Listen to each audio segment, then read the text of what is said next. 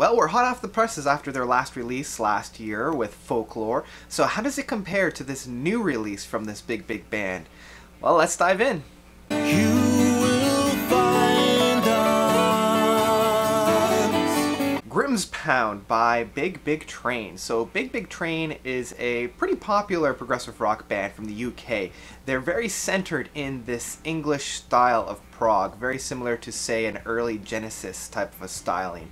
They're very rooted in that type of a storytelling aspect with their music. They're a little bit more folky and almost touching their toe in a Canterbury scene. Now, overall, what we feel is definitely a progression from what we found on Folklore. Now, I'm going to summarize my feeling for this album because it's been kind of turbulent since I first listened to this last Friday.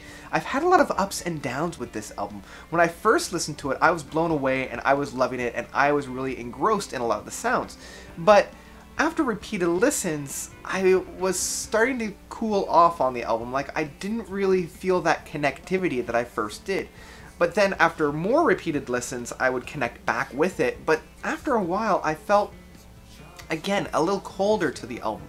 And so, for this reason, I've had kind of a hot-cold relationship with it. Sometimes I'd connect and really appreciate all the songs, and other times I just felt a little bit flat on it, like it didn't quite connect the same way. And actually, I love when albums do this because it challenges me. It kind of forces me to look at albums in different lights than I would normally be comfortable doing. Now, a few songs on this album I always enjoy, no matter what mood I'm in, is the first track of The Brave Captain, the sixth track of The Ivy Gate, and the seventh track of The Mead Hall in Winter. All three of these tracks just blow me away for different reasons and why I love Big Train. I'm going to start off with the first track of The Brave Captain. This song really is why I love Big Train. It's a longer stretched piece. They don't jump right into things. They allow the music to grow and to flourish and to really develop into something beautiful.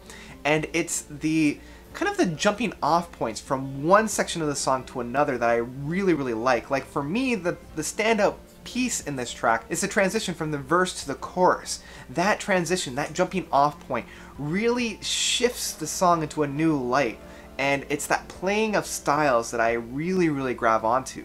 And the fact that this song is a little bit on the longer side of, you know, being about 12.5 minutes, it allows me to really get into it and really develop and feel the song. Well, you should have seen me.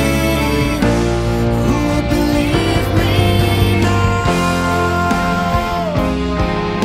Now, the sixth song of The Ivy Gate, this one is touching around like the 7.5 mark, so it's about a mid-range for this band. This song is one of those songs that I was talking where Rickard's presence is really felt on this, even though he's not really too much on the keyboards. What I love about this song is the story that we have behind it, and that's something that Big Train is just so brilliant at crafting. You know, it's very haunting because it is more of like a ghost story. And I love the slow build that we have to it. The first half of the song just develops the environment and really kind of paints a picture of where the song takes place. And then once we meet into the second half of the song, this is where it really takes off and becomes kind of the heaviest moment on the album. It's really rocking, it's got that more of a leading oomph towards it, and so when we come back into kind of the reprise at the end, you feel more fulfilled, and I feel a lot more at home then.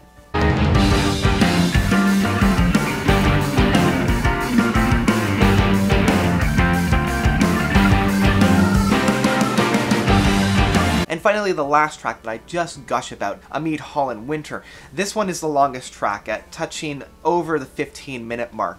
And again, I like it for the same reasons that I love The Brave Captain. Now, where The Brave Captain was very potent and very punctual in its presentation, The Mead Hall is a little bit more somber and a little bit more subdued. Like, it takes a little bit more effort on the listener's part to get into it. It is much more atmospheric as well.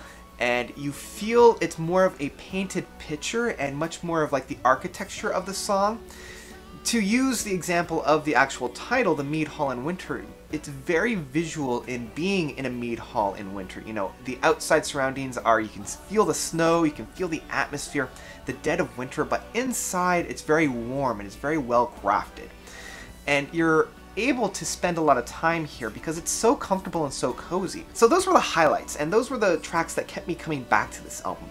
Unfortunately, I can't say the same for a lot of the other tracks. They're, on one hand, a little bit more dense, but also on the other hand, not quite as complex as we have had within past albums. Some of the songs that I just, no matter how many times I listen to it, I can't really get into.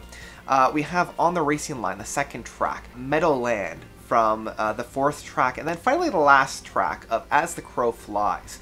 These tracks I'm just not connecting with, and I have to be in a certain mindset to really get into on some of these tracks.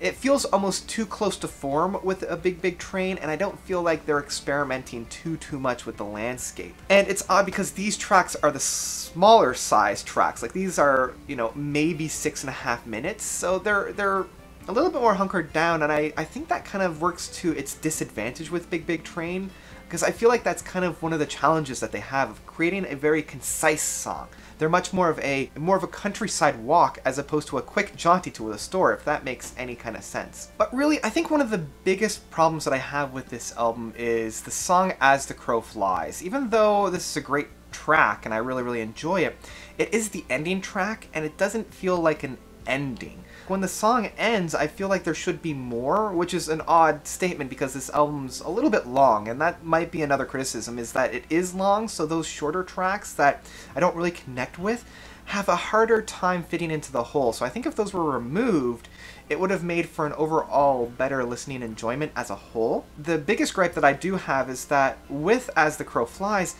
it doesn't provide a very satisfying ending. I mean, I love the concept of the song and I really appreciate what it's doing, but musically and thematically, it doesn't provide a very good closing chapter. Like, it feels like it stops mid-sentence, and I think that that lack of closure is what really kind of devalues the album listening for me, at least, and that's probably why I feel a lot of hot-cold about it. Like, when I'm in the album, I really enjoy it. When it comes to the end, because it leaves me on such a strange ending, because it's not really an ending in my thoughts, at least musically, I don't know how to take it. So that's probably why I'm not enjoying it as much as I hoped, but I think that's probably why I will enjoy it more and more as I listen to it. And then the remaining songs of Grimspound, the title track, as well as the Experimental Gentleman. These are the tracks that I'm kind of warm-cold on. When I connect with them, they're a great time, and I really love it. I love the atmosphere that these songs bring, and I love the storytelling. That's why I come back to Big Train, is the stories that they unfold. But at the same time, it doesn't have that same hook, and it doesn't have that same resolutions that I found with other albums from the band. And I think that's kind of the biggest drawback. Like, there's only one or two real points on this album that I just gush about, and being the first song of The Brave Captain, as well as the Ivy Gate. Outside of those couple of moments, I'm not really feeling all that connected because there isn't that big oomph that I felt. You know, there's no Transit of Venus Across the Sun, or Uncle Jack, or even Judas Unrepresented. Those meaty hooks that I was really hoping for, I didn't really feel too much on this album, but that didn't leave me completely disappointed because I still had enough there to wet my whistle. So even though I've been very hot and cold, every time I've listened to this album, I've still gotten something out of it, as well as I've gotten something new out of it. So I have a feeling this will be much like Folklore, where I was a little disappointed after the first initial couple of weeks, but as this album matures and grows, I have a feeling I'll probably like it a lot more throughout the year, or at least I hope so. I hope that this album really develops and really matures. Overall, I'd probably have to say, at least at this point in my listening styles, to stream this album. This is an album for fans of the band, this is an album for fans of progressive rock, without being too metal or too crazy or experimental. This is much more of like a Sunday afternoon album. So definitely a streamable album, one that I would recommend checking out if you are a fan of this type of music.